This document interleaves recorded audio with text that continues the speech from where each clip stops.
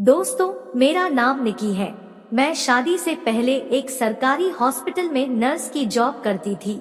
मेरा एक family friend है, उसका नाम मनोज है। वह दूर के रिश्ते में मेरा भी कजिन लगता है।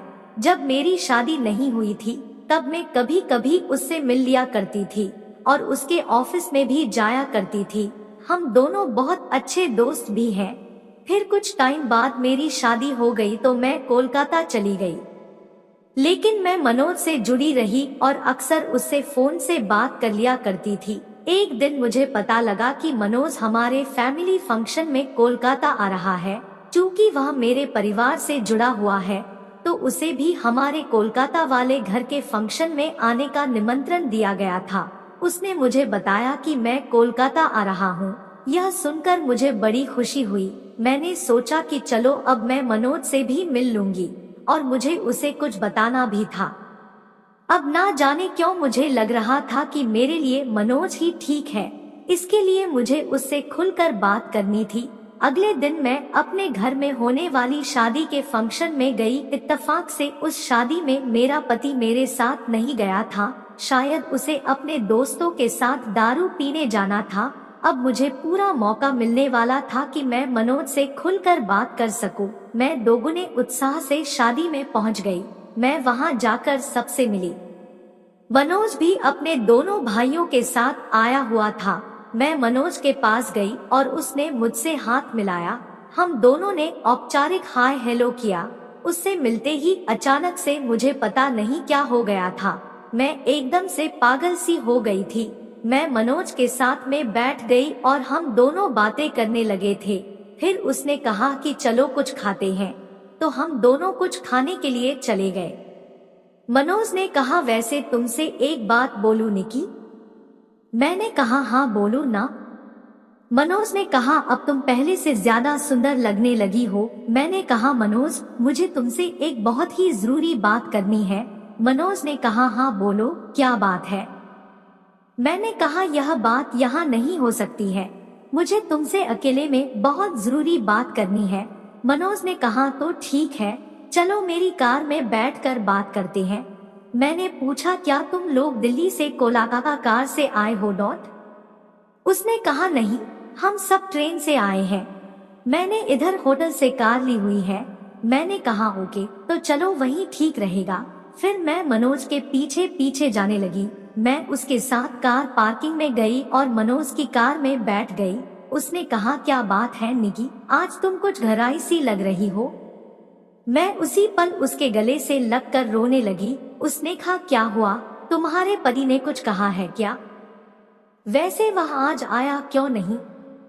मैंने कहा, मनोज मेरा पति तो मुझसे कोई मतलब नहीं रखता। मनोज ने चौंकते हुए कहा, क्या मतलब? मैंने कहा, मेरा मतलब है कि मेरा पति ना ही तो मुझसे अच्छे से बात करता है और ना ही कहीं घूमने लेकर जाता है, ना ही मुझे वो प्यार और सुकून देता है जो एक पत्नी अपने पति से चाहती है। उसे सिर्फ दारू पीने से मतलब रहता है। अब वह मेरी तरफ हैरानी से देखने लगा। मैंने कहा, तुम कुछ रास्ता बताओ ना। मनोज ने कहा, फिर तुम अपने घर वालों से बोलकर किसी और से शादी कर लो और इससे तलाक ले लो। मैंने कहा, नहीं, ये नहीं हो सकता, घर वाले नहीं मानेंगे। मनोज ने कहा, फिर तुम किसी और के साथ अपना सुकून हासिल कर लो। मैंने कहा, यार तुम ही मेरी मदद कर सकते हो।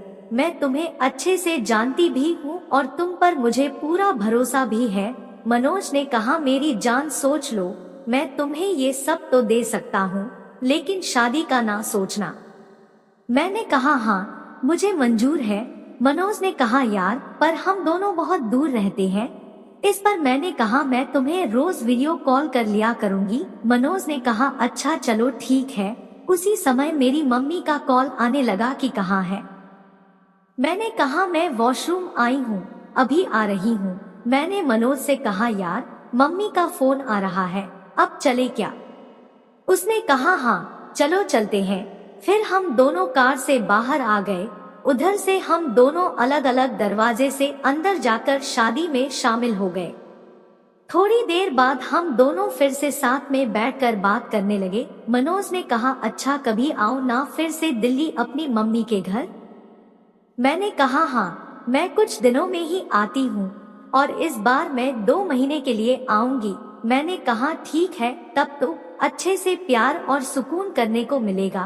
फिर अगले दिन से मैं उसके साथ काफी देर तक वीडियो कॉल में रहने लगी। कुछ दिनों बाद मेरा दिल्ली जाने का प्लान बन गया।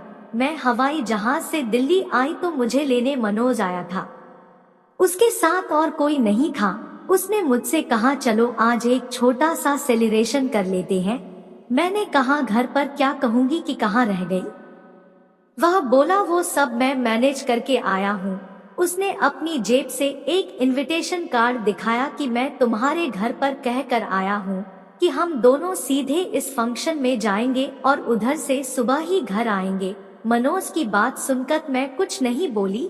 मेरे मन में इतनी ज्यादा खुशी थी कि मैं क्या कहूँ। वह मुझे अपने एक दोस्त के खाली फ्लैट में ले गया। उधर जाते ही वह मुझसे बोला जान, मैं बाहर बालकनी में बैठा हूँ, तुम अंदर चली जाओ और उधर तुम्हारे लिए एक सरप्राइज है। मैं ये सुनकर कमरे में गई जहाँ कमरा फूलों से सजाया गया था। जैसे देखकर निकी बहुत खुश हुई और बोली क्या मनोज ये आपने मेरे लिए किया था? तो मनोज बोला हाँ निकी, ये सब आपके लिए था। फिर निकी ने मनोज को शुक्रिया कहा और गले से लग गई। इसके बाद मनोज और निकी के बीच कबड्डी का मैच प्रारंभ हुआ जो कि 2 घंटे तक 4 राउंड चला। फिर हम लोग काफी थक गए थे तो तुरंत ही सो गए। फिर सुबह फ्रेश होकर हम दोनों अपने घर आ गए। उसके बाद मैं लगभग 2 महीने तक दिल्ली में रही जहां हमने कई बार कबड्डी वाला मैच खेला था। दोस्तों मेरी कहानी कैसी लगी जरूर बताएं और हमारे चैनल को सब्सक्राइब करें। धन्यवाद।